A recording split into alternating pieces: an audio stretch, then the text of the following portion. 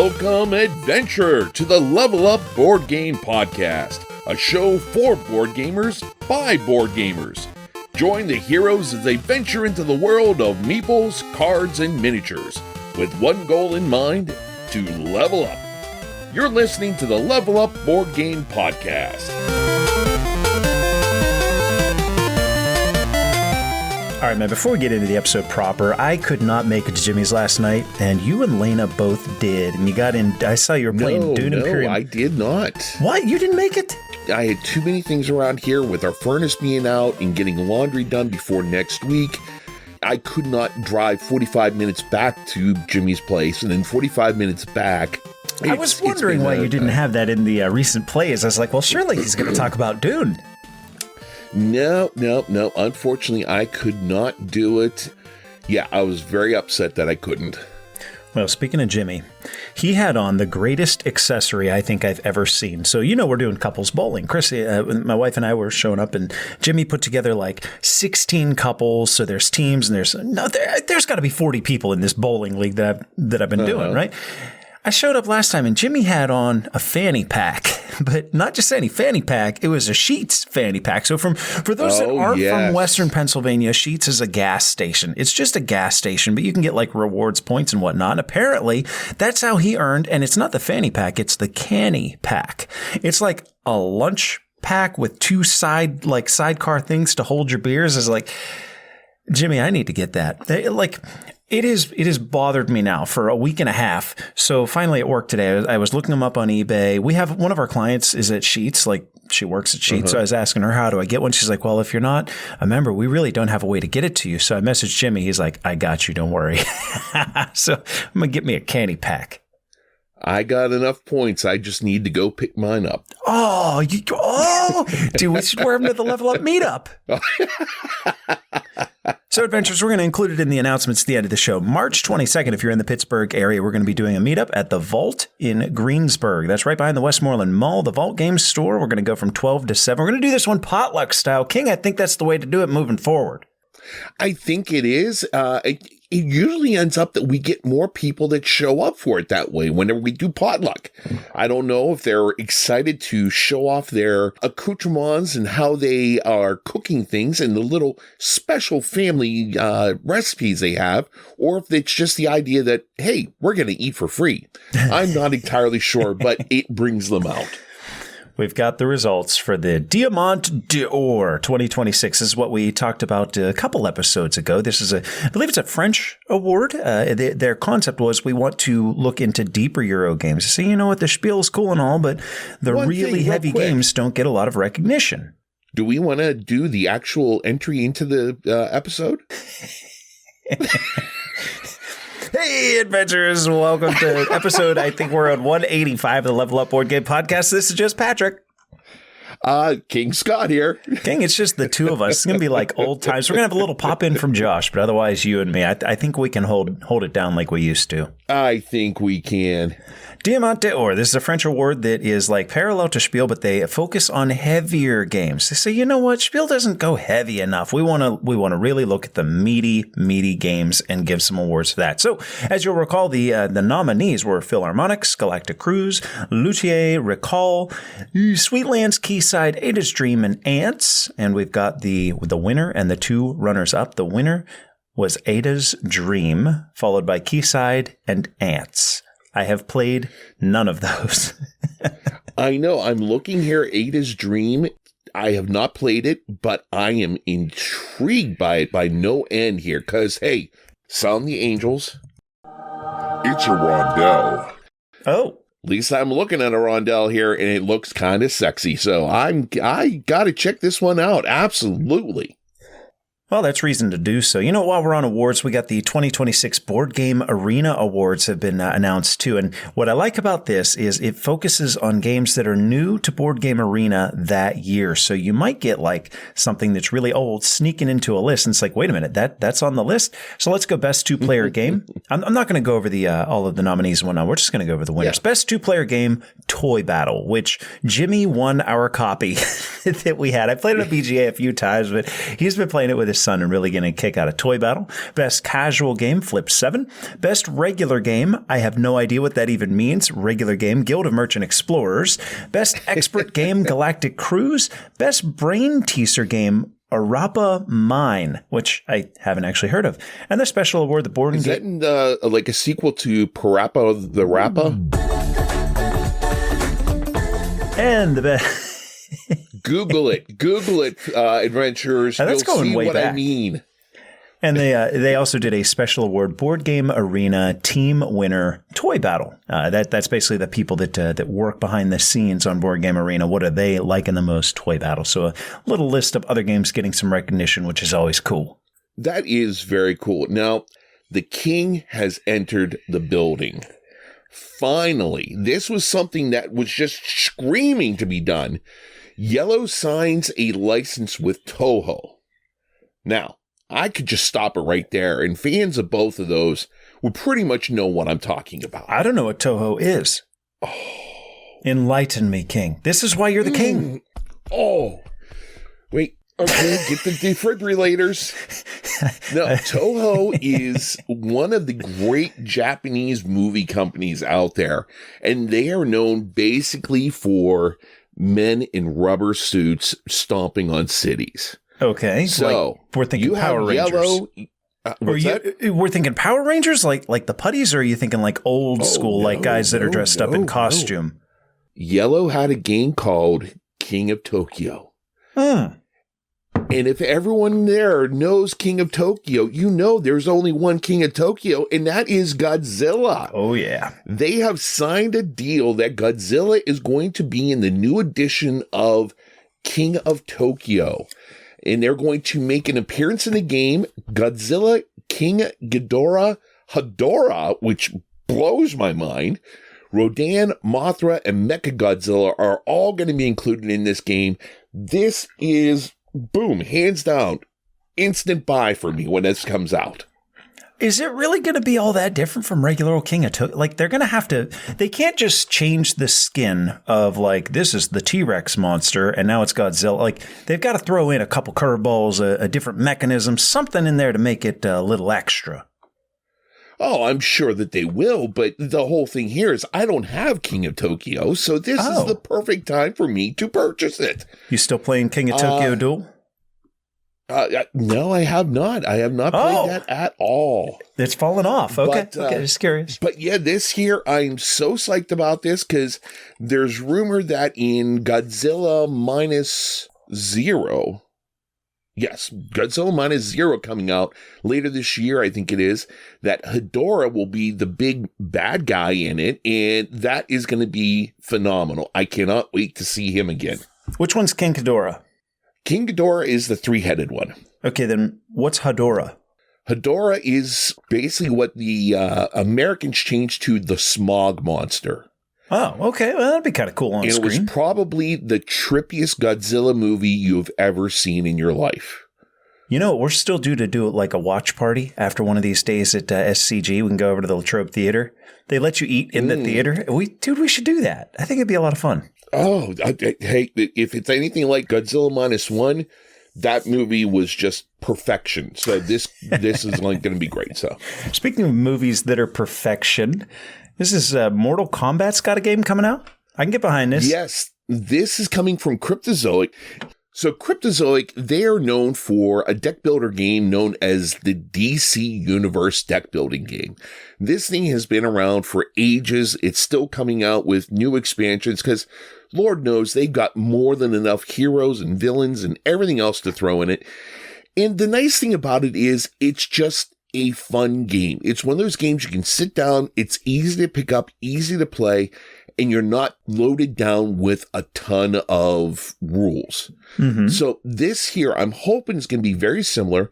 I really don't want it to be able to go over and play with DC or anything. I want it to its own little thing there, just be able to play it, put all the fighters in it, and that's it. So this is going to be a tabletop game. It runs on the version of the deck building game engine that it has already.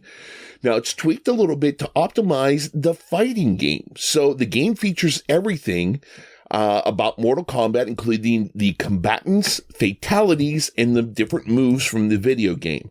Now, the nice thing about it is you don't have to stop and think, is it back, down, left, punch, punch, or is it left, left, down, high kick? You don't have to worry about remembering what the moves are. You can just play the cards that are in your hand. Did you have the sheet of paper that had all the fatalities written down on it? Because I did. I did. You know, it's funny when we do game days at my little brother's out that cabin in Blairsville in the middle of nowhere. He has an old, what do you call those TVs? The old style, the tube televisions. Oh, yeah. He's got one of those. He's got my old PlayStation 2, and we have a disc. It's called Arcade Treasures, and it's basically a bunch of Capcom games that were arcade cabinets, like arcade games, and there's like 30 games on it, and they're all junk except for Mortal Kombat 2 and 3. Like, that's how they sell the disc. And I probably bought this thing 25 years ago. He still has them. So we'll set it up and we'll play Mortal Kombat 2 basically every time we're at my little brother's. And like, we're at a point where like we know each other's tendency, like moves, counter moves. Like we like to think that we're really good. We probably are terrible, but like against each other, we're very evenly matched. So it's a lot of fun seeing how like Mike gets in on it. We'll play, okay, winner stays and, next up and we'll just go for hours. Yeah. What was the one? I had a Sega Game Gear. And the big thing with that was that all the blood was green because they didn't want to have the mature rating on the video on the cartridge. But of course, you had to look it up, and you're like, boom, boom, boom, boom, boom, boom. There's the blood, and then you had all the blood and fatalities and everything else on it. So they had the blood code. Well, when they released them, Super Nintendo, that version did not have the blood in it. I think maybe it was the original Mortal Kombat, not Mortal Kombat 2, but that version, whenever they ported it to Super Nintendo, they left the blood out because Nintendo is like family friendly. And they were like, no, we don't need that kind of violence in our games. So like Nintendo was generally beating Sega, but the Sega version of Mortal Kombat had the blood in it. So it was definitely the cooler version, even though the music on SNES was way better. Oh, my goodness. Yes. Good times. Let's keep it moving. Jimmy turned me on to a game called Ashes and Amber. This is coming out in 2026. Play from 500 plus unique cards to guide your civilization through history. That alone was okay. I'm intrigued. You're an unspoken architect, the voice behind every turning point. From the first handprint pressed onto a cave wall to the code behind each digital invention, you'll guide your civilization through the great arcs of history. Which breakthroughs to embrace, which revolutions to ignite, which details to keep, which moments to cast in light, and which to leave in shadow. You will decide. This will be your version of our shared past and our shared future. Will your choices echo through the ages? So Ashes and Amber, it's a competitive civilization game built around a brand new mechanic. Players build stacks of cards representing their cities. The game's going to play over 5 eras, prehistory, antiquity, etc. You're going to struggle through the catastrophes that strike the end of each era, and you're going to thrive by earning powerful accomplishments. You're going to use 5 different decks, 1 per era, for a total of over 500 unique cards. Each player also selects a unique personal deck with asymmetrical mechanics, which they will develop throughout the game. So it sounds like we've got a crapload of asymmetry, furthered by the fact that you're playing each era with 100 unique cards. Yeah. Boy, I tell you what, I'm mega intrigued by this. Designer is David Fala de Acebo. The publisher is David's Games. So I looked into it a little bit more. This is the first publishing from David's Games. They have the website, davidsgames.com, I think it is. We'll see what happens. It's top quality board games since 2026. That's quite a slogan, David's Games. You don't have one yet. I do want to get my hands on this. It's got me curious. Yeah, I'm looking at the limited pictures, and they've got one with a bunch of the cards in the background, and this looks like a Jimmy game. It truly does. Yeah, I'm really intrigued by it as well. It looks very cool. Next up, I got Space Potato, which says it's a 2025 release, but it has no ratings on Board Game Geek, so I don't think that it actually came out in 2025. This comes from Envyborn. They're the ones that do those small boxes that you like. This is a small box worker placement game. You're stranded in space, and your spaceship was hit by an asteroid shaped like a massive potato. Now, each of the corporations must mine critically needed resources. Why is it that all the space games have damn corporations? Can we get, like, space games with something other than corporations? They must mine critically needed resources from the asteroid to make repairs to their shared ship while simultaneously collecting valuable resources for their companies. On a turn, you're going to place astronaut workers to take actions, mine the asteroid, or build essential components to repair the ship. Players are also going to manage their resources on their player boards and refine resources like gold and iridium into ingots to get points. Players are going to be rewarded with points for mining away chunks of the asteroid, refining materials, and repairing parts of the ships. King, I don't think that they have any pictures on BGG, but I'm getting the ads on Facebook and social media and whatnot, and the art for this looks really cool. And I like Envyborn, but on top of that, the designers are Buddy Eamon Anderson. Yes, I know. I run into Eamon and Matthew so many times and all the time, and they're always just coming up with new things constantly. I look at it, and once again, this is going to come up in our 8-bit review a little bit later here. It's one that I am horrible with judging a book by its cover. So I see Space Potato and I'm like, I'm out. No. I cannot play Space Potato. That's so weird because I see Space Potato and I'm like, I'm in. But I look at it that, what was it? For the longest time, I saw Space Hulk. And I'm like, this makes no sense here. What? No. Then I got a copy of it, and then I was like, I now understand why it's a Space Hulk. It's just a big floating menagerie of parts and pieces that the orcs put together in the Warhammer universe, and it just floats through space filled with aliens, and you have to kill them all. Well, Space Potatoes coming from Envyborn. It appears to be later on this year. Just a couple other quick announcements. Old King's Crown's getting a second printing. So if you're trying to track one down, you're paying a pretty penny right now. And it's getting a second printing, so it's going to be a little bit easier to come by. Thunder Road Ignition is coming at Gen Con. New expansion for Thunder Road. I actually just recently reacquired a copy. So you and I, we love our, if I feel like every game shop around here has done the flea market, at least a couple have done the flea market. Four Horsemen does a really good one that Kyle runs. They do one at Guy on the Couch in Monroeville, and then Dawn ran one at the VFW out in Latrobe, and it was a nice little turnout. I had a bunch of folks selling games. Among them was one King Scott, and I'm looking through your stuff that you had for sale, and I was like, wait a minute. I sold my Thunder Road because I knew that you had Thunder Road and I could play it so long as you have it. But if somebody else got their grubby little paws on it, I wouldn't have access to Thunder Road anymore. So it's mine now. If you ever want it back, I'll sell it to you at a slight profit. Oh, okay. But it does have the expansion in there, so you have plenty of room to put all the goodies in there. Yeah, it's got like that lifted box. I dig it. Yes. We got an expansion for Expeditions and also a 2-player version of Scythe coming out. Jamie Stegmaier does his updates and whatnot regularly, and the most recent one has an Expeditions expansion and a 2-player Scythe. I'm on board for both of those, man. Yeah. Well, I have a copy of Expeditions. I have yet to open it. Thanks, Jimmy. Thanks to you. I forget who it was that was involved. Maybe he got you the game, but I know I came across a playmat at some point. Yes, I have the mat as well, and I have not opened it or played it or anything yet.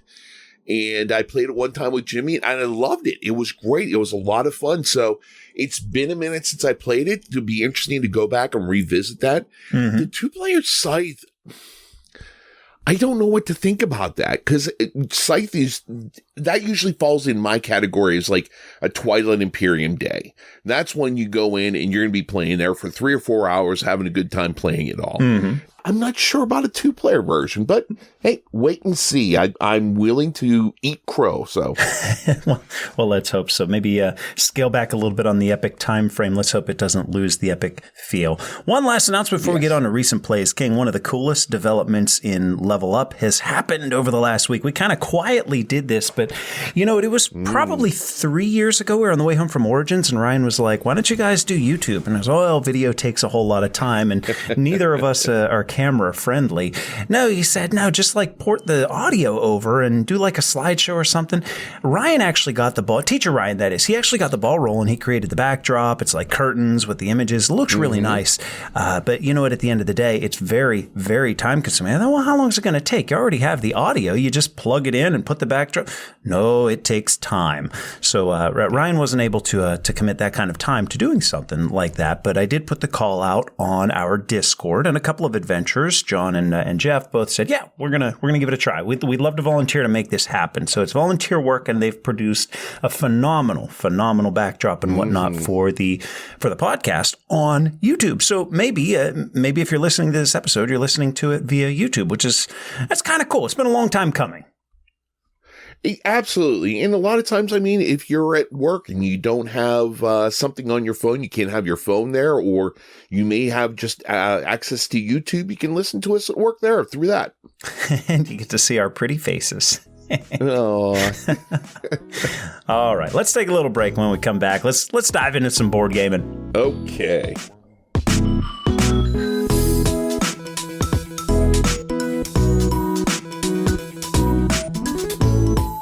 So this is turning into a bit of a Jimmy episode. We've been hanging out with him quite a bit lately, and the last time that we did, he came over and he brought a game called Fruit Fight, which was previously released as No Mercy and Hit. So if you played either of those, then you've played Fruit Fight, just with a decent theme.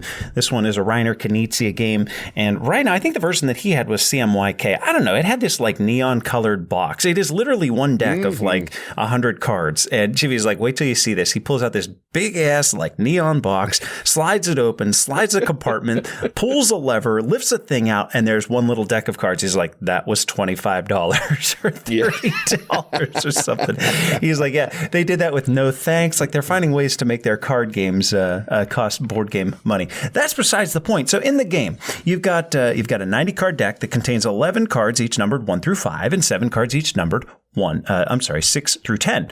On a turn. Okay, so we're all sitting around the table. On your turn, you're going to flip over a card from the deck and you put it in front of you. And it's going to be some fruit. Okay, flip 7. It was very similar. In fact, he said that that's what he relates it to, and he wanted our opinion on, how we felt about it.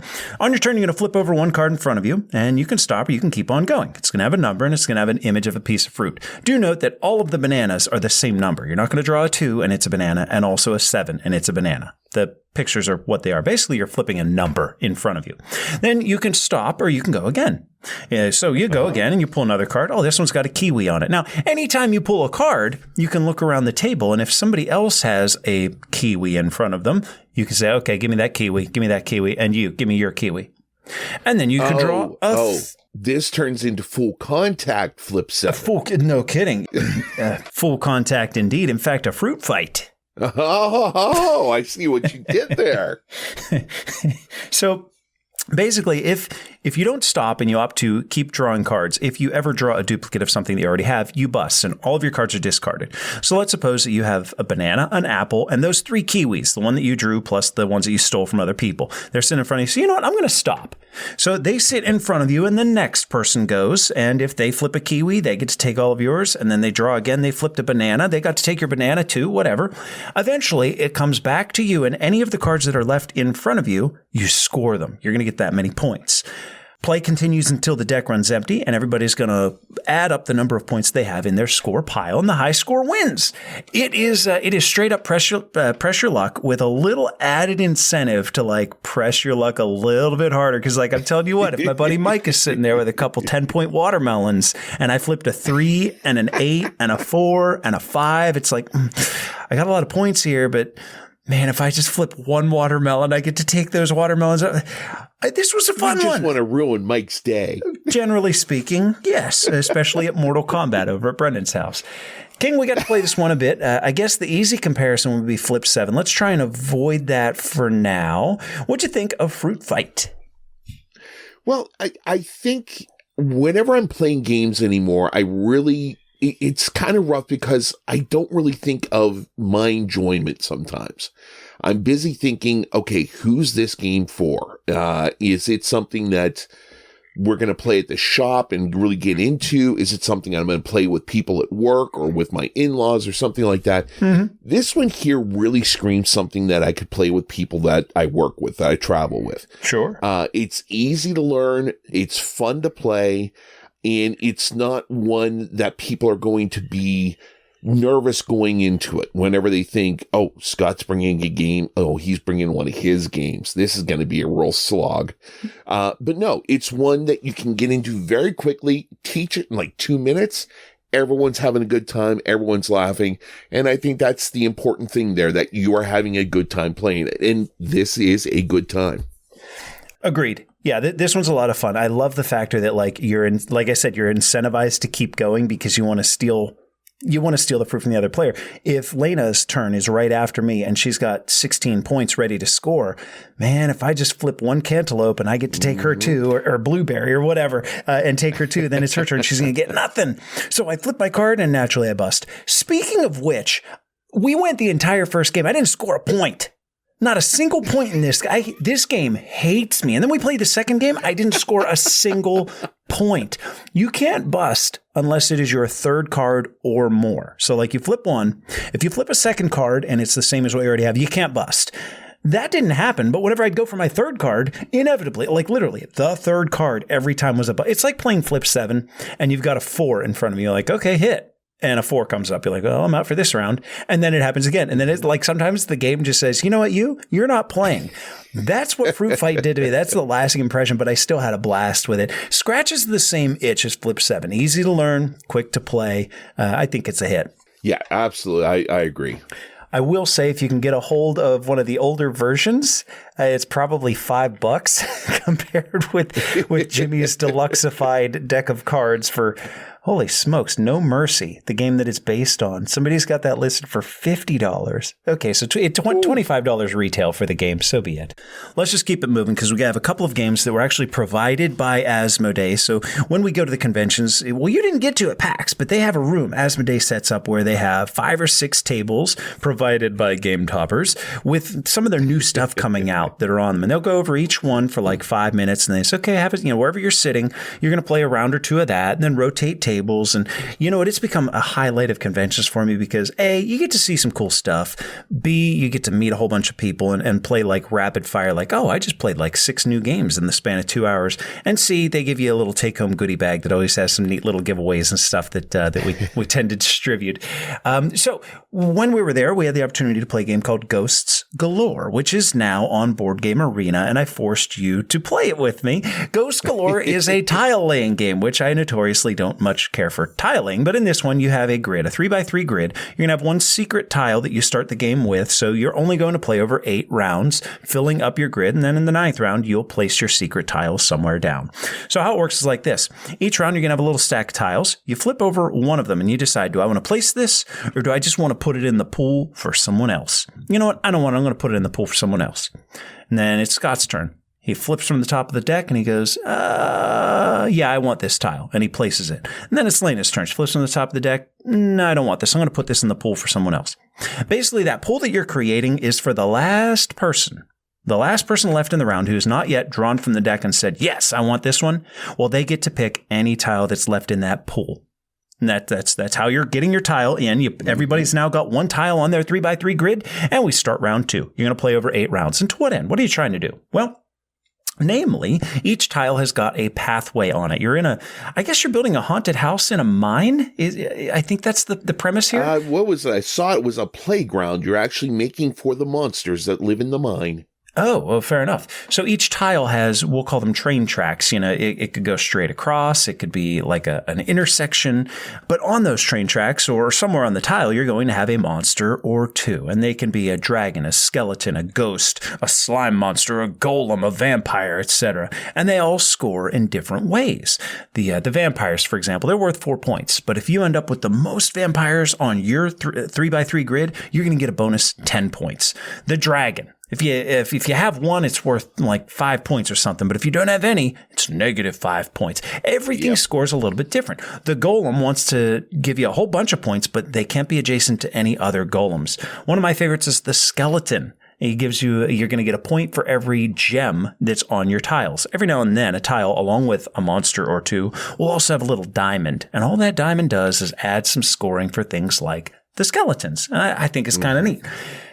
Also, the relevance with the pathways on the tile is that your 3x3 grid, there's like a doorway on every single edge of the board. And there's like the tooth door. It's got like these teeth coming out of it. And if you can connect that door to the next, to the other door that's just like it, you'll get some bonus points. There are two different versions of a door. We'll call it the A door and the B door. If you can connect A to A, you'll get bonus points. B to B, you'll get some bonus points for that too. That is it. After 9 rounds, you're going to tally up the scores based on all of the monsters that you've got in your cave, in your mine, in your playground for these monsters, and the high score wins. So we did this a bit on BGA. What'd you think? Yes.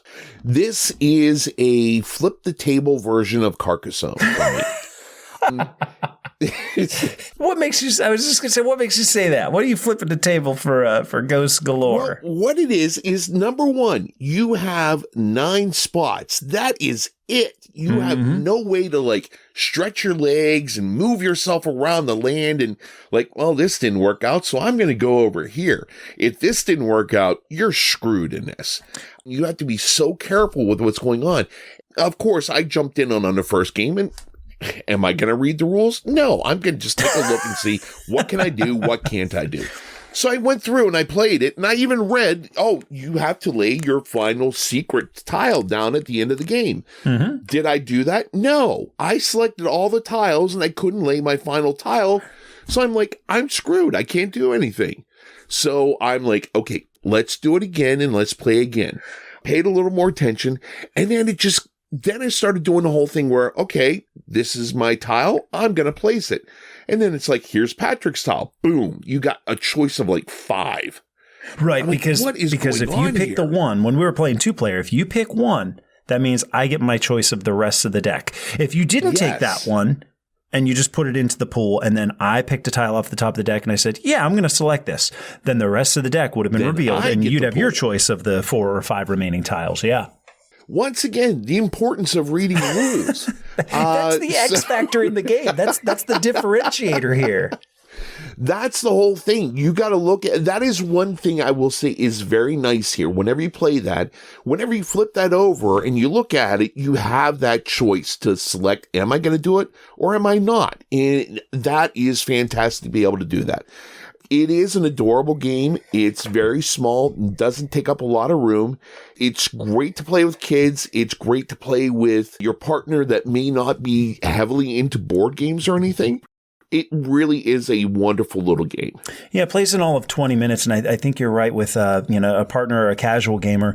This game is going to make you feel clever. You're going to get to do, like, if you play it terribly, you're still going to score points. You're still going to have some things where you go, oh, aha, hey, I found another dragon. Or I can put this golem over here so that they're going to score me extra points. For a very lightweight game, I think it's less than 2. Well, that's low. 1.38 on BGG. Mm-hmm. That is extremely light. And yet, I can go the skeleton strategy and try and get the diamonds. I can go for ghosts and see if I can make something happen with that. Like, there are a dozen different monster types. I'll go for vampires. They're the little wisps, those little flame characters. You get a whole bunch of points if you have a whole bunch of them. Where am I going to take my game this time? Oh, am I connecting the paths from door to door? You don't have to. You'll get bonus points if you do, but you certainly don't have to. Maybe sometimes you want to take a tile that has 2 more skeletons on it and a gem. You know what? I don't love tiling because I think of it as like kind of practical, not deep enough for me. I've graduated from that. But 20 minutes, this game's a hoot. It truly is. I think it's one that it could be an evergreen that sits there that can always come out, and stores could always sell this game here because it's a nice theme. It's easy to play, quick to play, and you could easily walk through in like a Barnes & Noble or anything like that going through. It's an impulse buy. Okay. Because it's not a big game. You're going to look at it like, oh, this looks kind of interesting. Let's just get this one. Well, King, I got one more that we can both speak to, but our friends at Dragon Dawn Productions they provided you with a game called Proving Ground. Not Proving Grounds, not the solo series from Renegade. This is Proving Ground. Singular. 1 ground to prove yourself on. What's going on in this one? Well, this one was one I got a chance to play, and then I got it back out, and I tried it with some of my work friends, and once again, we understand why I have my games, and I have to choose what games to introduce to my working friends. But too difficult? Too complex? To give you the whole idea here, they actually looked at me and they're like, "What's a trick-taking game?" Oh no! So we'll go from there. So, Proving Ground. It's designed by Ren Maltamaki. I know I murdered his name. Ren, please don't hurt me the next time I see you. Published by Dragon Dawn Productions, released in 2025. Now then, they seem to have been plaguing us for ages, but when do you think was the first time orcs were used in literature? Oh, 1918. Oh, 19. Is it 1900s? Okay, 1946.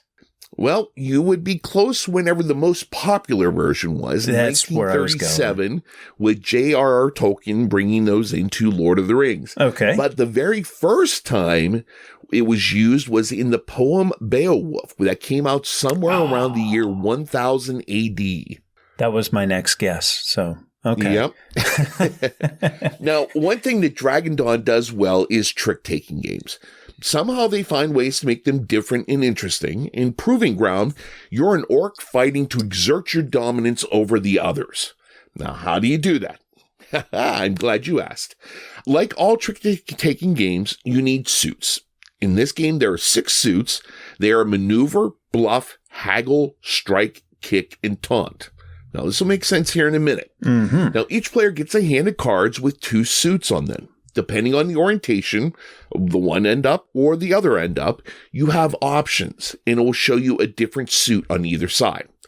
Now, once the card is played, the next player has a chance of beating that card by playing a card of the same suit with a higher number, but this is Dragon Dawn, and they try to make things interesting.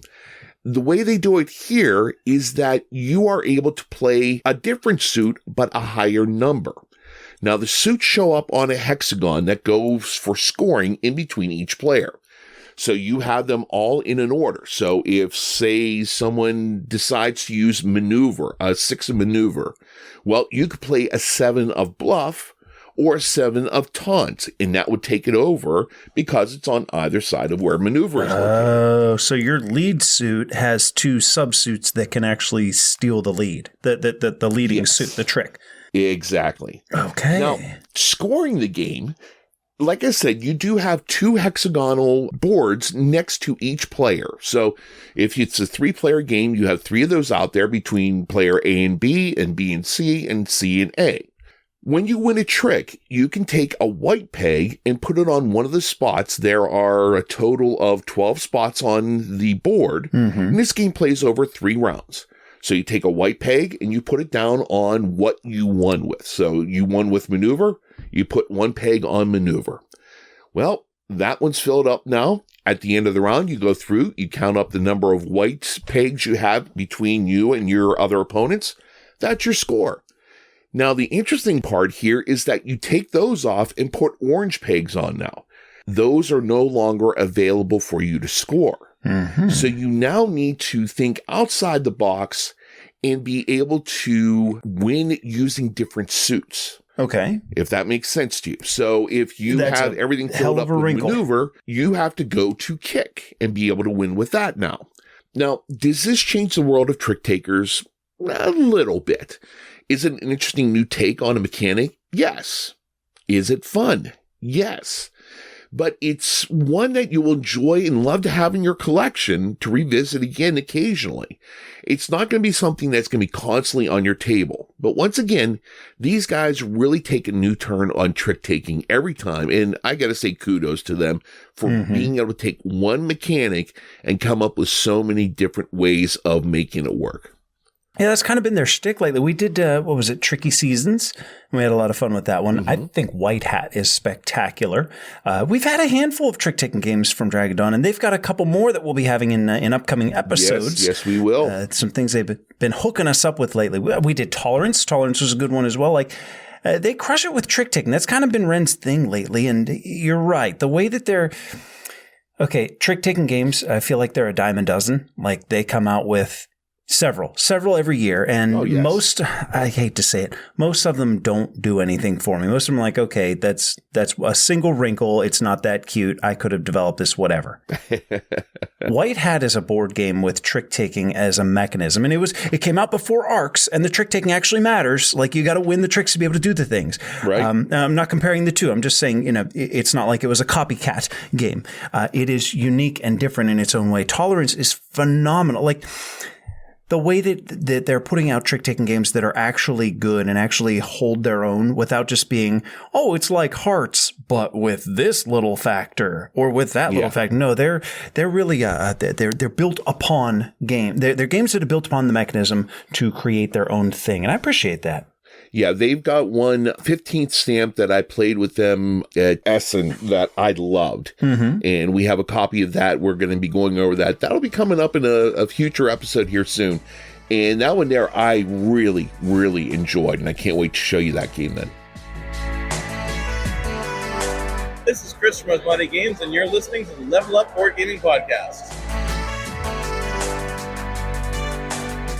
So we're finding some consistencies in the episode. Our next game is called Scurry Up. This one's coming out in 2026. I don't think that you can get a hold of it yet. The consistencies being that we played this one with Jimmy, and the artist is Eamon Anderson, along with Sandra Tang. Designed by David Gordon and Tam. This one comes from Up Games. And you know what? I think I said earlier in the episode that the next two that we played together were both provided by Asmodee. No, this one I think came from an email. I don't think that this is anything having to do with Asmodee. So I'm gonna walk that back. Scurry Up. Take on the role of a squirrel racing for nuts and berries. So you're going to be racing up a tree in Scurry Up. You're going to simultaneously compete for valuable spaces on branches. And if too many squirrels jump onto a space, they're going to knock each other off and nobody gets the nuts, berries, or flowers. There's a fast-paced family strategy game. It's for 3 to 6 players. Plays in about 20 minutes. Boy, we're hitting the quicker games today. So Scurry Up, what's going to happen is you're going to place out the central board and then you've got some tiles that go on each side. Long, we'll say rectangle tiles. And on a tile, you're going to find a few spaces. Think of it like a worker placement space, basically, because there's one little space might have, that like vignette looking thing where one worker can go here. And then this space, the next one, it collects 3 berries and 3 nuts, and it's got space for 2 people. And then the next one says, this one's going to give you 3 berries and 3 nuts, but it only has space for 1 squirrel. So what's going to happen is everybody's going to see what spaces are available. Now, you want to get the most stuff you can, obviously, but you also don't want to end up picking the same space as somebody else at the table.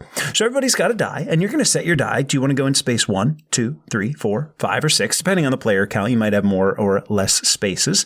So we all set our die. I want to go to the 2 space. Then we all reveal at the same time, and everybody's going to put their worker wherever their number is. Anywhere that has multiple squirrels that aren't allowed to be there, they fall off. You get this uh-oh token. And there's actually a little benefit for like having the most uh-ohs. You'll score some points there so you don't feel too bad about it. But ideally, you want to be the only person on a spot that gives a whole bunch of rewards. You play that way for 6 rounds. Then you're going to add up who had the most berries, who had the most nuts, the most little flowers and whatnot. And you're going to score points based on what you collected. Scurry Up. King, what are your thoughts? Okay, whenever we played this, I think I liked it a little bit better than everyone else at the table. I love the idea of cards on either side of the tree and you flip them over. You don't know what's coming up next. You have to play it blindly. And the fun one is at the end, whenever you're scoring everything, you get ladybugs. Yes. Now, the ladybugs, they even go so far as to even draw the bottom of the ladybugs on it. It's like a 2-sided token. I'm glad you asked. Whenever you're done, you take that ladybug and you flip it. If it flips with the top up, hey, you got a point. You get 3 points. With the bottom, that's 3 points if it's top with up. The bottom up, you lose points. I think it's 3 points if it's face up, 1 point if it's like butt end up, like the underside of them. Is that what it is? I thought whatever it is. Yeah, it it's not relevant. Fun. Yeah. Oh my goodness. That was the crescendo of the whole game is everybody sitting there flipping their little ladybugs. So I flipped mine. I had like 8 ladybugs and lliterally 7 of them came up heads up. And I got the win by like 2 points. And everybody's like, no. We didn't watch you. We didn't see that. That's baloney. So I was like, all right. I'll redo it. And like 2 of them came up heads up and I lost by a mile. But I'm telling you, that was legit. 7 of the 8 flipped heads up. You do not want Patrick flipping a coin at an NFL game. So Scurry Up's got a few things going for it. One, it is remarkably simple. Two, you can get your kids to play along with you. Three, there's a little bit of strategy going on in that, like, you want to pick the right spots. And with that, Right. the game, I think what they're trying to do, and it hints at this in the rule book, is when you see those spaces, you're not supposed to just like quietly, secretly select a number on a die. You're supposed to table talk. Oh, I see all that stuff at the 2 spot. Nobody better go there because I'm taking the 2. And then the table erupts in arguments over who's going to go to the 2. And quiet Tina's over in the corner going, well, I'm just going to go to the 5 and avoid. Like, I think that they want people to talk and chatter. We weren't getting that as much, but in the spirit of the game, if you get into that, I think that's going to add an element. Also, the components are nice. I'm sorry, those squirrel meeples are cute as hell. The artwork on him is incredible. Eamon, top notch, my friend. Indeed. That's Scurry Up from Up Games. Well, we can tell that Carl hasn't been eating any nuts because that would definitely plague him whenever he's playing. I've done that in the past. Whenever you eat some nuts and you play your trumpet, it makes for a horrible cleanup afterwards. But I digress. Wait a minute. Please, Patrick, take over. 2 episodes ago, you said that you've had your lips frozen to the trumpet. Now you're saying that you've eaten nuts and played the trumpet. What? How often do you play the trumpet? In high school, I played constantly. I was in band for 13 years. Well, no, I played trumpet for 13 years. I was first trumpet all through high school in the marching band and everything. So, yeah. Oh, I could tell you stories about the disgusting things that happen with trumpets. So, King, there's not a whole lot to report on for the Top 100 update. We've got from some prime movers. Endeavor Deep Sea went up a couple spots to 94, and Voidfall's up 4 spots, number 88. Some games that are higher than they've ever been, some highest peaks. Lord of the Rings Duel for Middle-earth is on the cusp of being a top 20 game. It currently sits at 22. Clank Catacombs at 53. Great Western Trail New Zealand at 79. Wingspan Asia at 89. As we mentioned, Endeavor Deep Sea at 94. Blood on the Clock Tower. Oh, I went out of order. Blood on the Clock Tower is up to number 69. And Voidfall is at 88. We have new music for Happy Birthdays. You might have noticed last episode that the music changed. Part of trying to get everything updated and uploaded into YouTube is that, well, we run into copyright things. And we could not use the Beatles' Happy Birthday. So here's an 8-bit version of the Beatles' Happy Birthday song.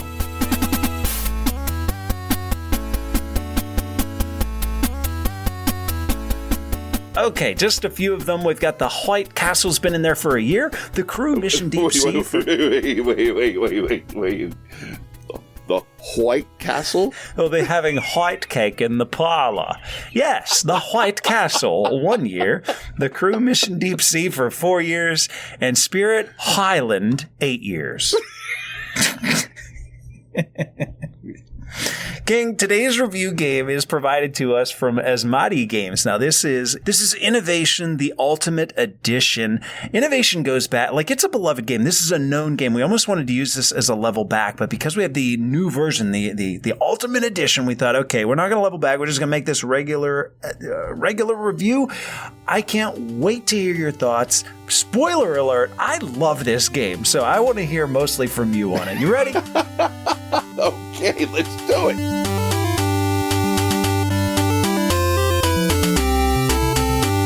Designed by Carl Chuddick and released by Asmati Games in 2025, Innovation Ultimate is a civilization building game for 2 to 5 players, in which players will utilize cards to represent the various eras of history and inventions within, playing new developments and activating powers, ultimately racing to score enough achievements to win the game.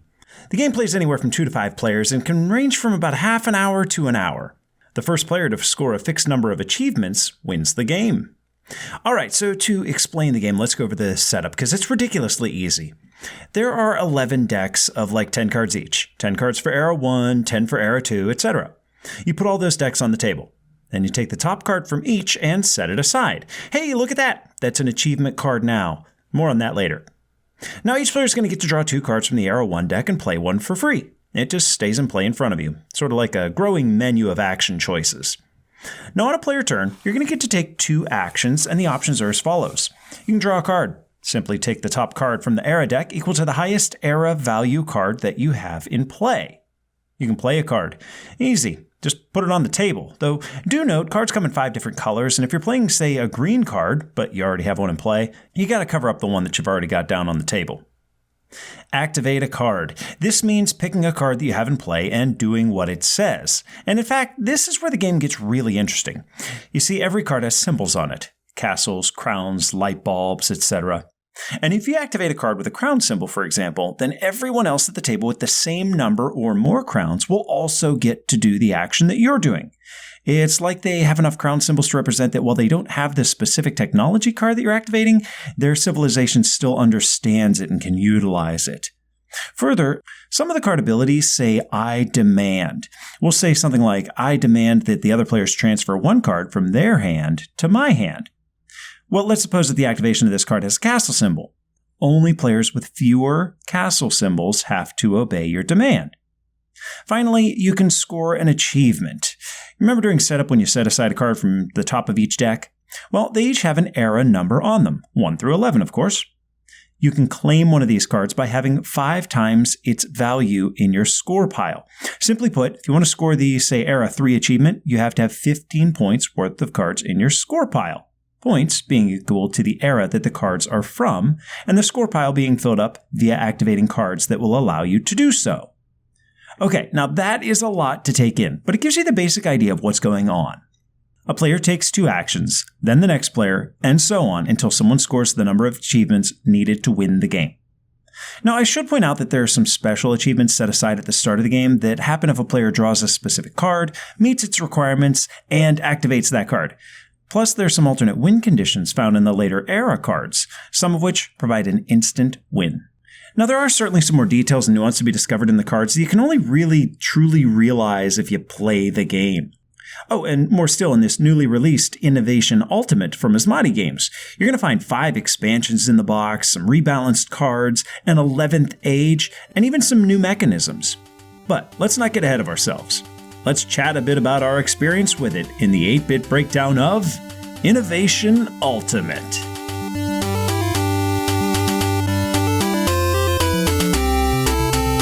All right, King, it's that time. We're going to break down Innovation Ultimate Edition using the 8-bit breakdown. 8 facets of this game we're going to go over and ultimately decide, is it fun and who's it for? We're going to start with the art and components. This is a card game. Now, we've played it a bit on BGA, but you saw the box. It's got the trough in it with space for all the expansions, and it is cards straight up. Not a lot of artwork on these cards either. This is we'll call this a pretty bland-looking game. This is eggshell. This is wallflower. This is, enter your favorite innocuous description word here. This is a game that does not stand on its pizzazz, but it stands on its gameplay. Yes. This is a game you definitely do not want to judge by its cover. Yeah. I originally got a copy of Innovation from when Board Game Co. was doing used board games, and you can go to their website. Okay.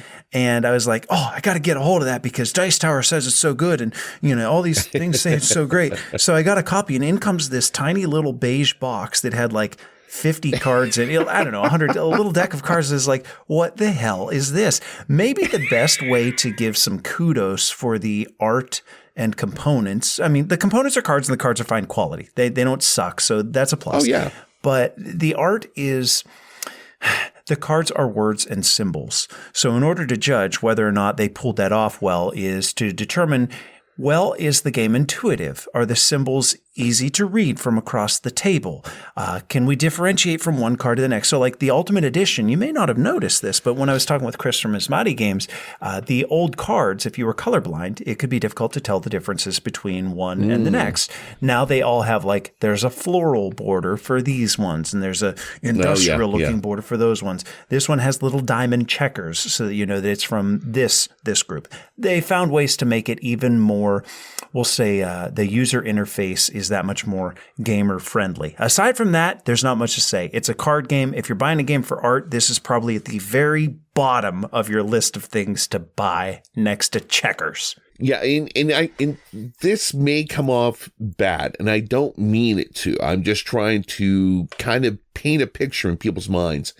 This looks like a flux game. Sure. Where you have those things with little pictures on it, little just writing on it, things like that. It kind of reminds you of that. If you looked at it really quick, it's like Looney Labs just went crazy on a big game. Bit number 2 is the theme and immersion, and that's going to be hard to come across with a game that has virtually no artwork. So thematically, we're building out a civilization. Immersion, are we feeling like we're leading a civilization? You know what? I'll take the floor on this one. First shake, it's like, no, I'm reading the cards and I'm doing what they say. But as you sit there and you read the card and it's like, oh, this one is canning or recycling. This one's archery. And look at that. It's an aggressive card. It has a means of taking something from somebody else. This card is technologically focused. The name of it makes sense considering what it does. Oh, the writing lets me draw cards ahead of time. Like, there was an effort made to make sure that thematically what the card says it is in some way functions in the way that you would expect it to in the game. If you got philosophy, that doesn't mean that you can suddenly steal cards from your opponent's civilization. That's not an aggressive concept, and I give it a lot of props for that. Now, immersion, am I feeling like I'm building out a civ?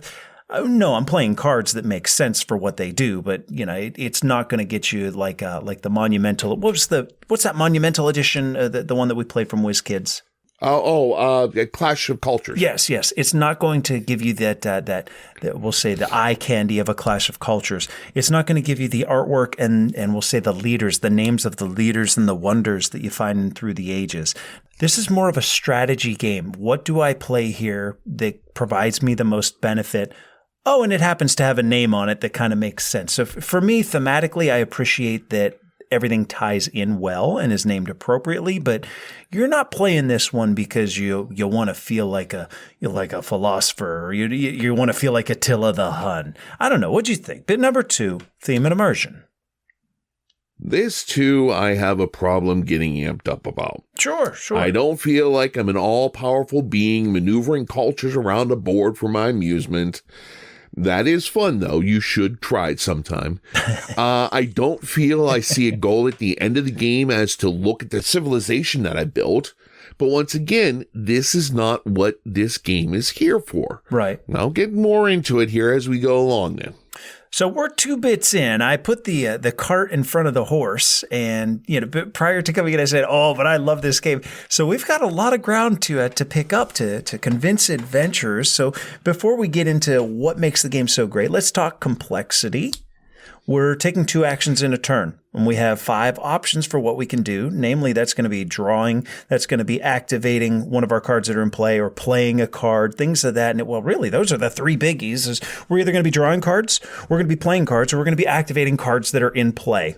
That's the complexity of the game. I would say it sits somewhere right in the middle. This game is relatively easy game to wrap your head around once you figure out what meld does and what splay means and a couple other bizarre action words that they use in this. Mm-hmm. But once again, not what the game is for.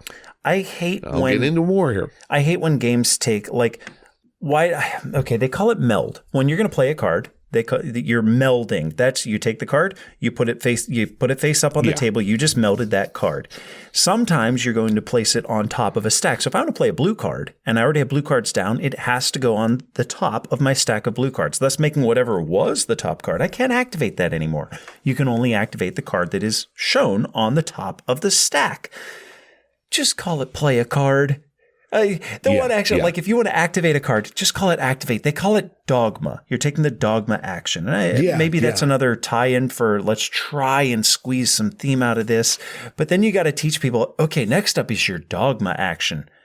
It's a lot easier to grasp is when you say, all right, next up is activate. It's like, I know what that is. So let's move to rulebook and learning curve. Rulebook, we're talking the ultimate edition here. Scott, I was very surprised with how well done the rulebook is. First things first, you crack open that box, you pull out a sheet. that tells you all about innovation, and it gives you instructions on like it even goes to say, if you like to sleeve your cards, we made sure that the wells are wide enough that you can sleeve your cards. We recommend putting your base game in these 2 troughs, and then this expansion in these 2 troughs, etc. It tells you how to set it all up, which versions they recommend that you start with. They say, if you're going to play a 3-player game, we recommend that you do this. So kudos to them for doing that. The rulebook is very well laid out. It's not that difficult a game that the rulebook needs to be, providing examples and whatnot, though it does, to its credit. I'll defer to you to the learning curve, because this one you had to take from the ground floor. Well, the learning curve, once again, I got to play off what you just said on the complexity. The learning curve is a pain in the ass for figuring out, what does dogma do? What does meld do? What does this do? It would be so much easier to play a card, activate a card. It's not like Wizards of the Coast are going to come in with Pinkertons and knock down your door because you said, I'm tapping a card. Just come up with a general term on that. I'm sure that, you're trying to make a theme or make it feel like a well-oiled machine with these different words to mean simple mechanics. Mm-hmm. But once again, just keep it simple. Now, once you get through that, you read the cards and it will pretty much tell you what to do. And I think, I won't go into this yet. This is going to come up here in a little bit here. So I'm going to leave it at that. So yes, learning curve, easy, except for the naming of mechanics. You know what? I don't think I've ever played the game and said, I'm going to take a dogma action on this card. No, man. I believe you get your ass kicked saying something like that, man. Literally never did that. It's always been, okay, I'm going to activate this. I'm going to activate that. Or I'm going to go ahead and melt this card. No, I'm going to play this one. That quickly goes out the window. Let's get to bit number 5, the meat of the game. So we've got decks ranging from 1 to 11, each representing an era in time. You're going to start on 1, obviously. And on your turn, you're going to take those simple actions. You can draw cards, you can play cards, and you can activate cards. This game gets... I said complexity is somewhere in the middle, but you're going to find that like, okay, Pat, if it's that easy, why are we putting this in the middle?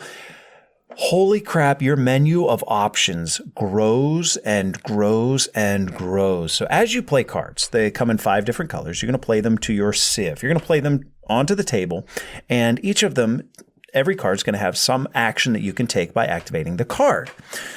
On turn 1, I'm probably just going to play a card and play another card, or draw a card and play a card. On turn 11, I've got 5 cards in play, each with their own option. I've got 2 cards in hand, and I'm trying to get cards into my score pile. How am I doing that? Well, typically I've got to activate cards that'll put them into my score pile. Every card has some number of symbols on it. So early on, the red cards have castle symbols, or the economics cards are going to have their symbol, etc. A leaf symbol. Sure. If exploration cards have a compass, et cetera, et cetera. Some cards say, I demand. And that's where you're demanding everyone else at the table has to do something for you. I demand that you give me the lowest numbered card in your hand to my hand. Well, you only have to follow that demand if you have fewer of that symbol than me. So if I trigger one of my cards and I say, I'm going to activate this card, it has a castle symbol. I demand that you give me your top red card. Well, everybody that has fewer castle symbols than me has to follow that demand. Sometimes it's not a demand, and I'm just going to take the action, and we'll say it has the light bulb symbol. Everybody else that has an equal number or greater of light bulb symbols, they also get to take that action. Holy crap, there is a ton of that is the meat of this game. Everybody's trying to get 6 achievements. Everybody's trying to achieve one of the wonders, that sort of thing. But at the end of the day, you're trying to build up an engine where you can kind of kick around the table, or when you take an action, you're the only one that gets to do it. Or Scott's really juicing the engine over there with the compass symbol. I need to play some compass symbols, so whenever he plays that card, I get to do it too. This game, maybe more than any other, the meat of the game is finding ways to make sure that your tableau interacts favorably against other players' tableaus. What do you think? Meat of the game. Okay, I jump on everything you said. The meat of the game is the symbols. I think that is probably the biggest thing there that you really need to keep track of, because so many times that when we were playing this, it's like, I demand that you give me this. But then I'm like, okay, I'm going to wait. Patrick has the same amount, or he has more than I have. So that means I may get to do it, but Patrick's going to do it too. Mm-hmm. I can't let that happen. So I got to go to another one. Let me figure out this one here. Well, do I want to do this here? And then the biggest one is splay. Now, splay, basically what that means is you can splay up, down, left, or right. And on the cards, you have 1, 2, 3, 4 different places where they show a symbol. Yeah, the card is going to have its own unique symbol that's like a card identifier, and that symbol's kind of irrelevant. The symbols that are relevant is that you might have 2 castles and 2 leaf symbols. A castle and a leaf, we'll say a leaf on the left edge of the card, and then 3 castles across the bottom of the card, for example. That's what you mean by, okay, there are 4 symbols. Eventually, that card is going to be covered when you play another card of that color. Let's suppose that was a red card, and you want to play another red card. It goes on top of that red card. You no longer have those leaves and castle symbols showing on your board. Go ahead. Okay. Omaha. Did you call an audible? But anyway, how dare you? But what happens is whenever you splay those cards, now then all the cards you had underneath, now then you have extra symbols that show. Mm-hmm. So you get to do that whole thing where you get to splay up. Well, you have 3 symbols across the bottom. Now all those cards down below, all 3 of those symbols are showing. If you get to splay to the left, well, that one's going to move over 1. You have 3 across the bottom, but it's only going to open up 1 extra spot there. So you're only going to get 1. So, yeah, you may get a card that says splay, but you look at the direction and see if this is going to be really prudent for my game, or is it going to be like, it's a little hiccup that's kind of a nothing burger sometimes. Yeah.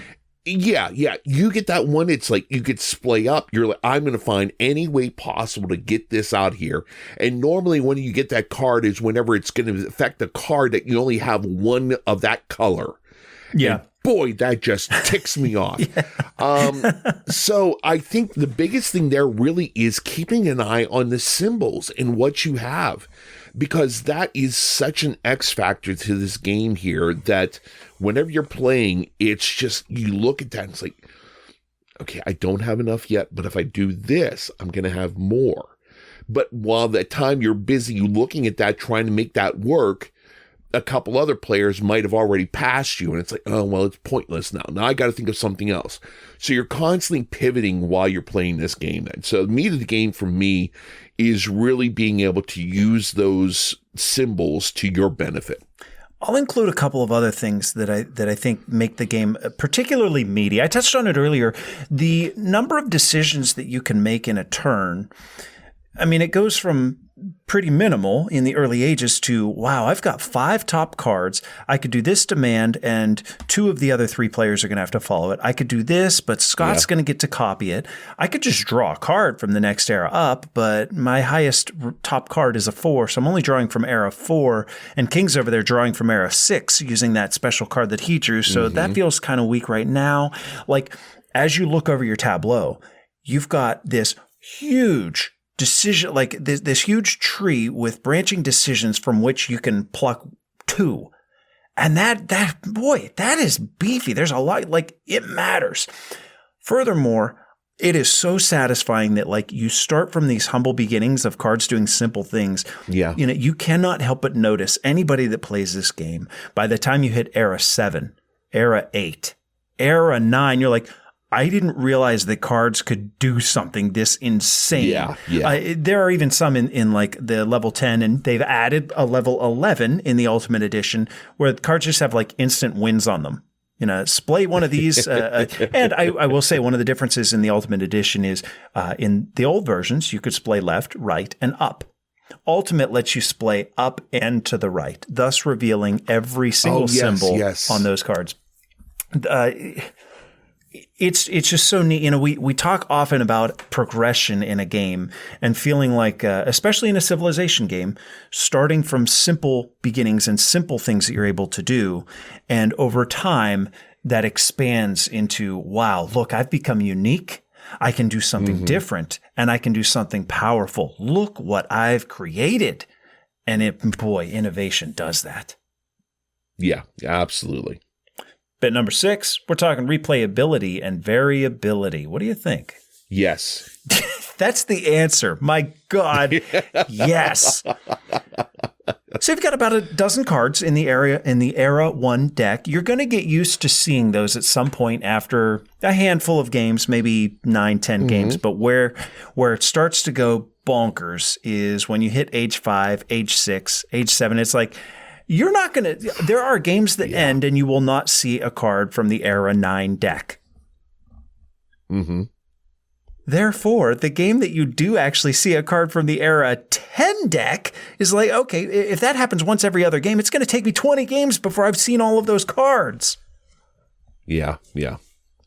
It's something there that in depending on the order that the cards come out – absolutely. You may play in one game. I know when we played before, I kept on complaining, I have nothing I can splay in my cards. I have all these stacks of cards, but I can't splay anything. And then it took me a while to get there. Then they started moving and everything. Yeah. So even that, you're going to get those in different orders, and they're going to come out in different ways. I mean, there's so much variability in this that builds from such a humble beginning with that Era 1. And as you move on, it's really a tremendous game that they put together here with a lot of thoughts there with that.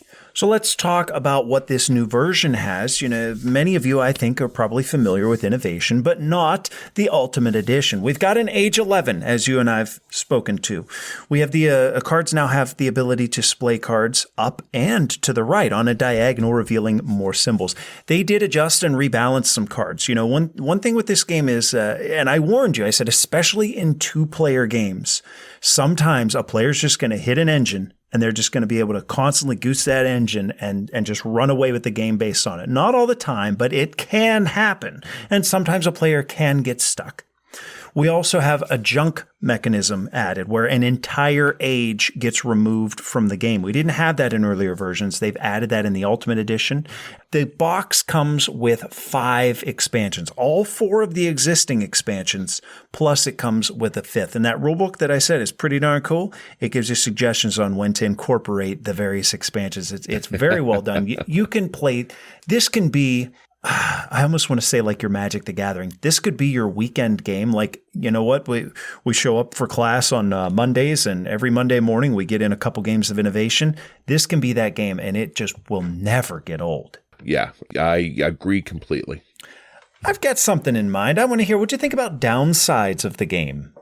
Well, downsides, like I said, you're really at the mercy of the cards and what order they come out.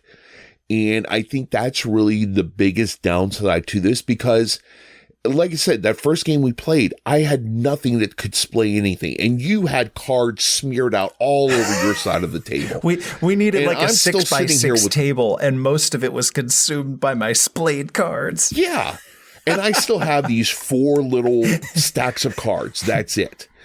It can get frustrating, but the thing is that you could get that one card that switches everything up. I know for a while there, I had that one where I was just constantly saying, I'm going to give you my lowest card. You give me your highest card. Yes. I was playing out on both you guys. So that's something there that works in your favor. But I think that some people may look at that as being a detriment, that you are at the mercy of what the cards come up and what order they come up. That's really my biggest downside I can think of.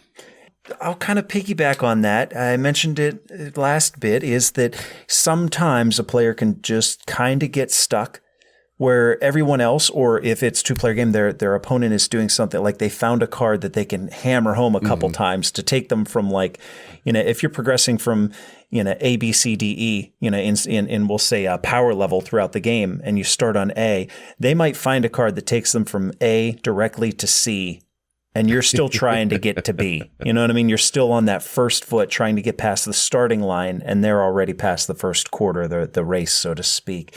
That can happen. That said, I think they listed as 30 to 60 minutes on BGG. Two-player game, you can hammer this out in 20. Once you know the game, you can hammer out in no time. More players are obviously going to add some time, but it's not a 3-hour epic where you're going to feel well, I lost in the first couple rounds and I had to sit here for 2 hours. It doesn't do that to anyone. Yeah, it does not overstay its welcome. Oh, hey, Patrick here from the editing booth. So one element that we both left out but absolutely needs to be mentioned. Innovation is a vicious game. Some of the technologies that make demands of other players can be absolutely brutal. And I know there are some gamers that want their things they play to be left alone, but that is not always the case with this one. You've got to be okay with your buddies making some mean plays that seem to kick you while you're down. It's baked into the game's DNA, and personally, I kind of like it more because of that, but I can see where some folks are really going to bounce off of that. Okay, back to King Scott and the extremely slightly younger version of me. Bit number 8. Was it fun? And who's it for? I'll take the floor because, like I said, I put the cart before the horse. I love this game. I think it's fun every time. If I get slaughtered, I still think it's fun because I get to see what somebody else is doing. You get to see something cool. You get to make something cool of your own basically every time. Short time frame, wonderful. At 2 players, I think it's phenomenal. Who's it for? Well, you like a good card game, especially if you like a heads-up one-on-one game. I think you're going to enjoy it. Play it on BGA. It's free. Play it on Board Game Arena. Give it a try. Find out if it's for you. King, what did you think? Is it for you? Oh, yes, absolutely. I had an absolute blast playing this game. It's one that's been kind of like on the outskirts of my radar for quite some time. I saw it and then I forgot about it. I saw it and I forgot about it. But it's going to forever be on my radar now to probably get a copy of it. But yeah, I really enjoy it. Now, who's it for? Once again, I'm really into the whole thing of looking at more entry-level gamers in a way. So I'm looking at people I work with. I'm looking at my in-laws and everything. This one here, I don't think would really go over well with them. There's a lot of thought that goes into what you want to do, when you want to do it, the time you want to do it, a lot of information you have to keep track of what the other players are doing. So there's a lot of things going on, but for someone who's played games for a while, it's not a big deal to pick up on. This is just a normal Tuesday playing your game. It's not going to be an in-law approved game. This is not going to be one that people that are into party games more are going to sit down and want to play this. You've got to be someone that wants to have your brain put to work. Yes. You're not going to go into, and it's going to be easy to just boom, boom, boom, let's play this. Ha, ha, ha, ha, ha. We had a glorious time playing this. There are no laughs in innovation. This is one that you really want to sit and think and marinate in, if you will. This is one that you really want to put your mind to and think it out, because even though it is a game you are playing against someone else, it is a very, very well-designed puzzle that you want to figure out what the final picture is going to look like. Something tells me that a year from now, when we're doing the look back, this will be one that we can proudly say, yeah, this one's been back to the table.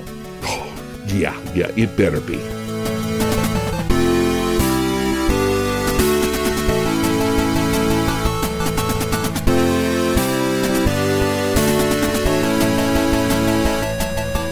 Speaking of getting games back to the table, a year ago, our feature review game was Finspan. Scott, tell us a little bit about what's going on in a game of Finspan.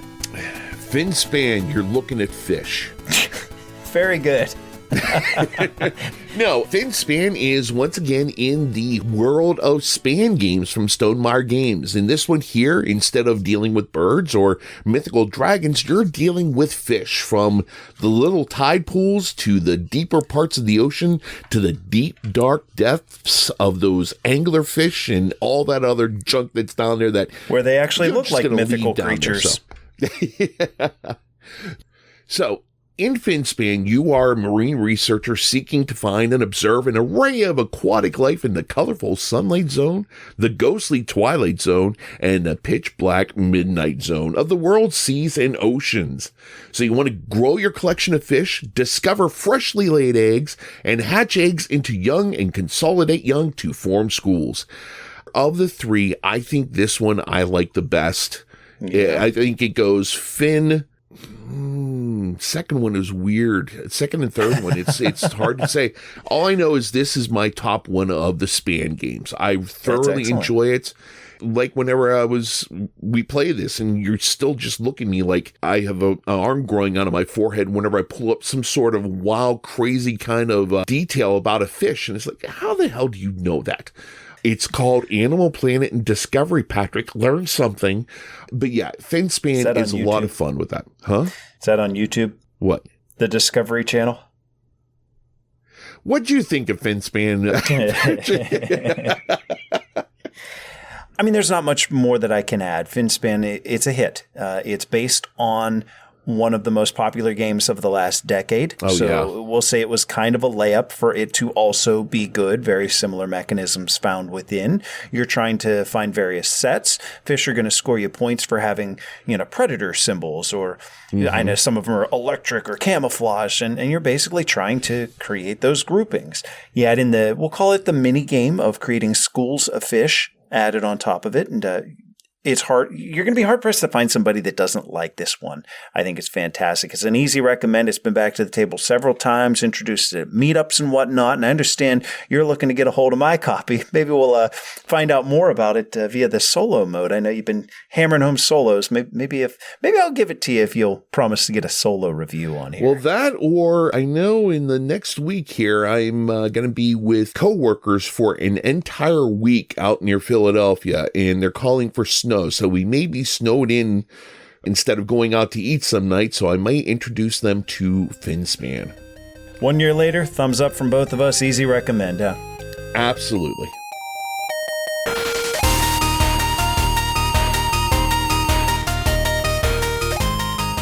Adventurers! Hello! How are you? I'm excited to be here, mainly because I have a story. Yes, I have a story to tell you about a game that qualifies for Lost Loot, and I am super excited to tell you today. First off, welcome to this part of the show, Lost Loot, where we take a look at any and all games located above 1,000 on BGG. That is Board Game Geek, the board game scale. If it's over 1,000 on there, because all the games have a ranking, we talk about it. Now today I'm really excited because I have a Tantrum Con story about a game that I'm really excited to have in my collection out. I'm really excited to talk to you about it. So, recently, I was at Tantrum Con with Navigator Lena, and we were at the flea market. In the flea market there, board game flea markets happen at lots of conventions where you go, and you might find some good deals on some games you may or may not have been looking for.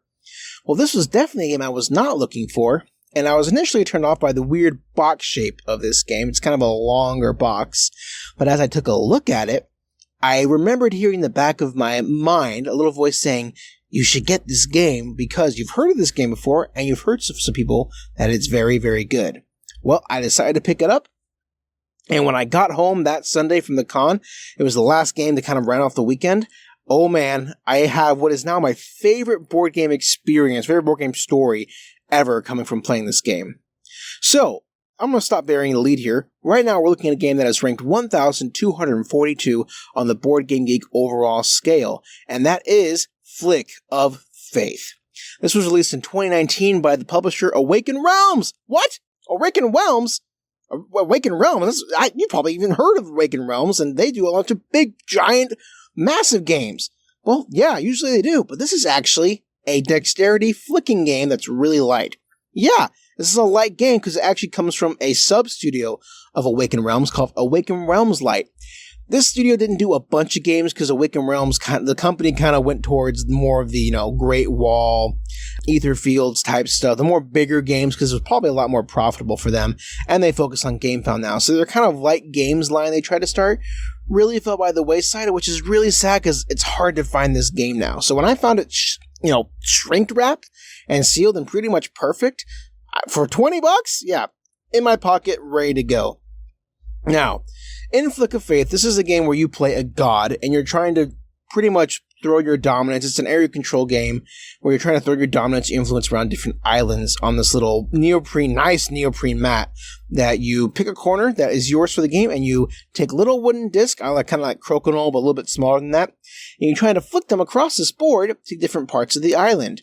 Now, if you have based on what little disc you have there, you're able to get influence points, and those points help you get to a score that hopefully will be greater than everyone else's. And after that couple rounds, you will see who has the most points. Whoever has the most points wins. Here's a little bit of twist though.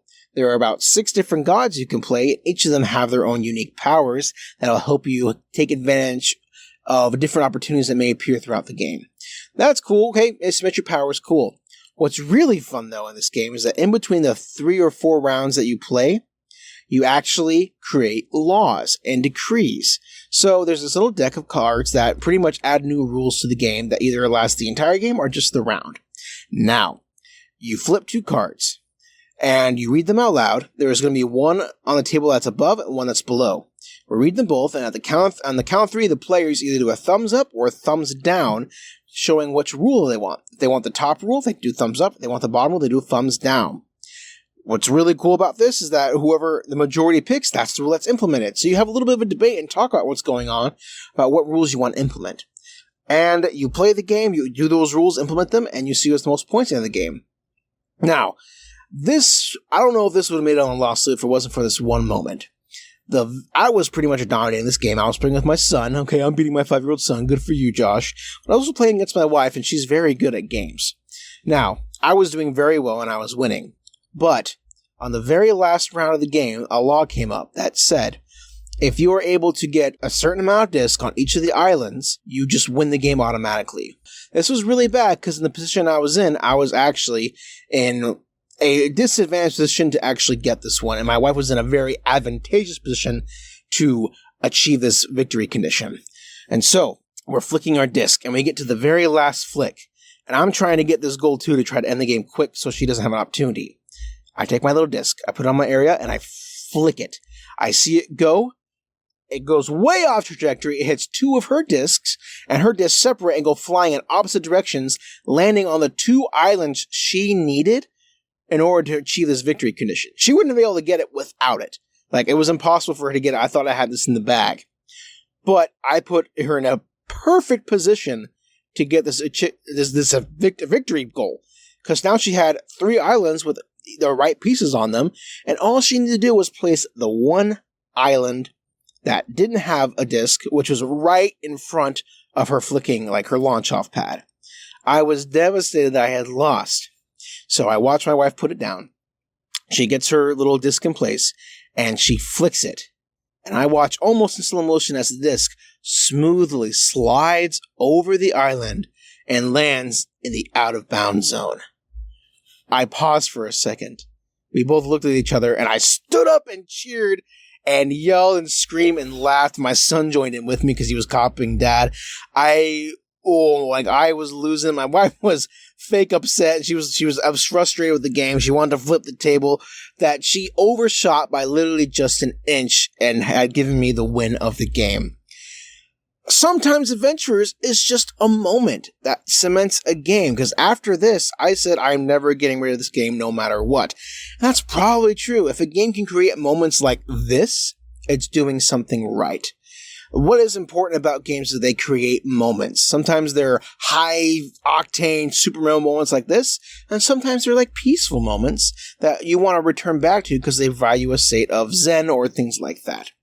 But Flick of Faith gives you moments. It gives you moments to remember, moments to recollect and call back to, and that is the beauty of games, is that they give us memories, both visceral and emotional, and sometimes, like this, even physical. Awesome game. I love it. And I'm really sad that I believe this game, from what I was researching, is out of print because Awaken Realms Light hasn't released a game in a while, so this is extremely hard to find. This is why you go to things like flea markets. You never know what you're going to find. You never know what people are selling. And you never know if the game company that is debunked now, the publisher that is no longer selling games are good. Because, oh no, obviously they went out of business, so they're not that good. That's not necessarily true. You find gems, you find lost loot like this. Well, folks, that's going to do it for me today on Lawsuit. Just remember, when you're considering buying a game and maybe the publisher is defunct, take a chance on it. You never know when you might find some lost loot.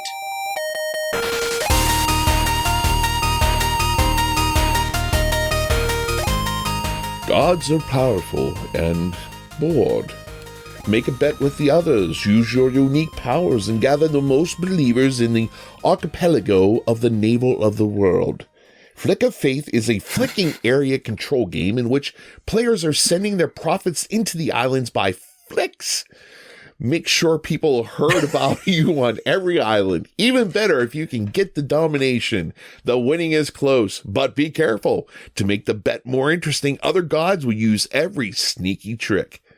Well, thank you, Josh, for bringing this to our attention here, because I don't think I've ever heard of this, and I'm slightly intrigued by this. I'm both appalled and intrigued by this game.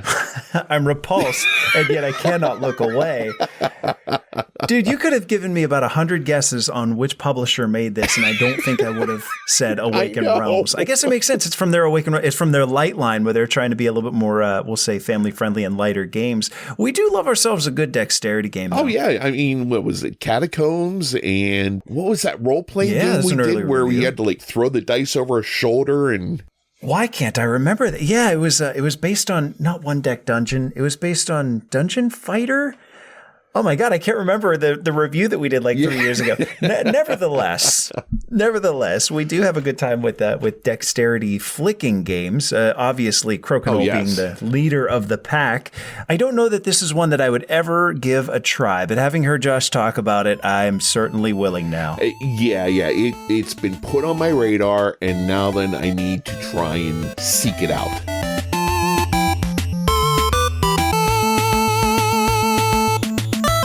Hey, that's the solo mode music, the one-player music. King, it's been a while since we've been in solo land, and I have to bring up... So I've been obsessed with a game that's been on my table. I told you last episode that I let Jimmy borrow Sanctuary, you'll recall. Mm-hmm. And if you ever want to grow fond of a game, let one of your buddies borrow it, and then think about playing it yourself, and you're not able to because you let one of your buddies borrow it. I got Sanctuary back, and I got it to the table to solo it. I've played the hell out of Arc Nova. I've only done a little bit of Sanctuary. We did our review. I think we did it a couple times at the basement, did it at a meetup, and that's been it for Sanctuary. So I was antsy to get it back to the table, and I did so in solo style. And let me tell you, it's basically the same as the multiplayer game. The big differentiator, there are two. One is that, much like Arc Nova solo, you're going to be flipping a little token at the end of each round. You've got like 18 tokens. And that's your game timer. You need to win the game within those 18 turns. You'll recall, a game of Sanctuary ends when either A, you've fulfilled 4 of the goals. Okay.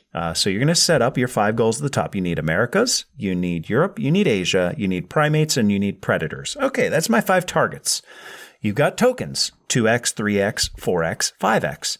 Oh, yeah, I have 2 Americas. I can use my 2x token. Haha, I accomplished that goal.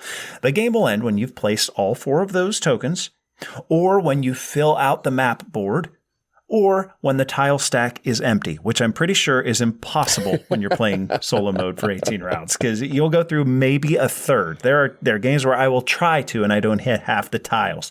Nevertheless, at the end of a round, which is played as any normal round, you look at your project's tile, you get to take any one of the hex tiles from that sliding board based on what you're allowed to take, where your project's arrow is pointing. That's really hard to describe without having a visual.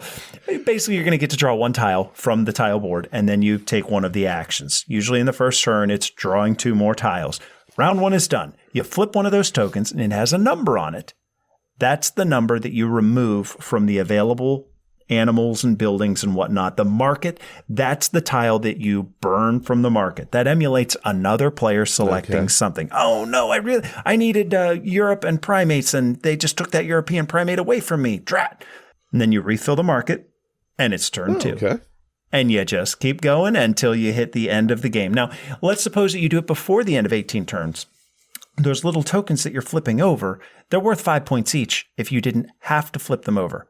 So if it only took you 14 rounds and you filled out the map, you finished the game, you've won, you have 20 extra points because you have 4 tokens that you didn't have to use. Then you fill out your score accordingly.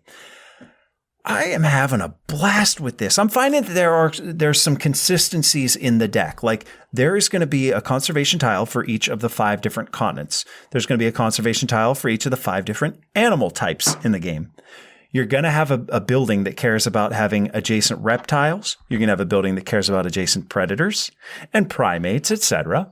You're going to have a building that cares about adjacent each of the continent symbols and whatnot. So as I'm playing it, I've done, I think, 16 games solo to this. But dude, I had it on my table. It's so easy to set up and like just reset a solo game. We said this about Unstoppable, where it's like, well, I finished. I guess that means I get to start again. That's what's been happening with this. And it's so much fun to see like what's going to come up next. Can I find this neat combination? I had to go to Solo Land just to point out that Sanctuary Solo has been captivating for me. My goal now, I'm going to keep going until I break 200 points. I have not done so yet. I scored a 199. I scored a 190. I scored a 189. I want to go until I can break 200. Yeah, I don't know. I think the jury's still out on it for me.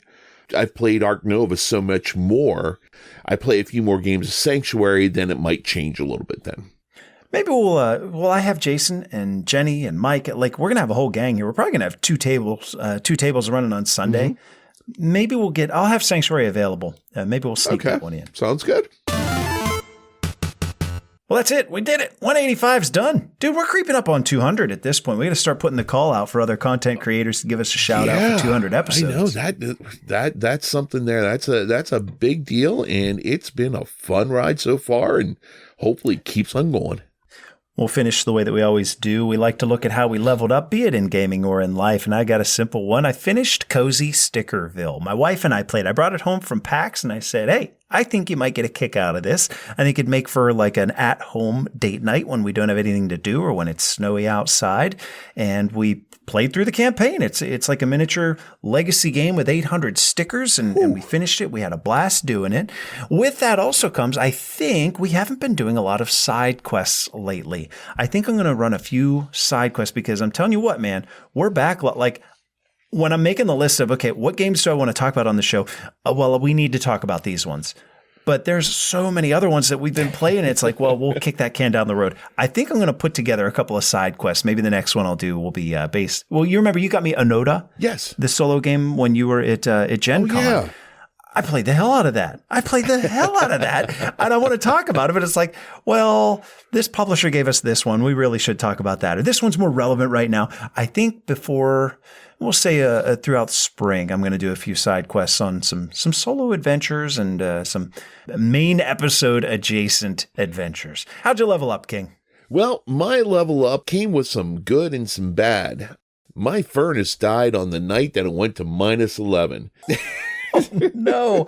Dude, what about like water pipes? Well, we had space heaters all over the place. And luckily we had, our house is made in a way, the thing that's scary with our house is that the person who, in Homer City, Pennsylvania, there was a huge power plant. And it powered like New York State and all sorts of places up north. The head of maintenance had our house. He took care of everything here. This thing is jury rigged so weird. Our front lights were wired up with an extension cord cut at 2 ends. So, our pipes are right behind the outside wall. So it's kind of ridiculous. But we got an estimate on it, and the estimate was going to be anywhere from $6,000 to $18,000 to replace that, the labor to put it in. And they're like, well, you probably should just change your air conditioner too. So that was the $18,000 part there. Holy smokes. So we were able to look it up and find the same furnace that they were going to charge us for. Thank goodness for some of the teachers that have properties that they have to buy things for, since Indiana PA is big for colleges and teachers buy houses and rent them out to students. So they have to replace them. They know little places to get this and that for a little bit cheaper. So we got the top of the line furnace. We had my cousin come in and help out with installing the thing. So it came in below the lowest estimate that we were given by the other company. So, oh, thank God. That was we're going to have to start a Patreon to heat your house. So we still have a couple hiccups with it here and there, hooking up a new thermostat and things like that. But luckily we've had a few nice days to kind of enjoy and not worry about things. Yeah, we should have everything taken care of and all good to go. So with nice and toasty some bad comes some good. Hey, Adventures, March 22nd from 12 to 7. We're going to be at the Vault Game Store in Greensburg. Come play some games with us. It's potluck style. Bring a shareable dish. I love that we end up having this giant buffet of food to choose from as we're all playing games, having a merry time.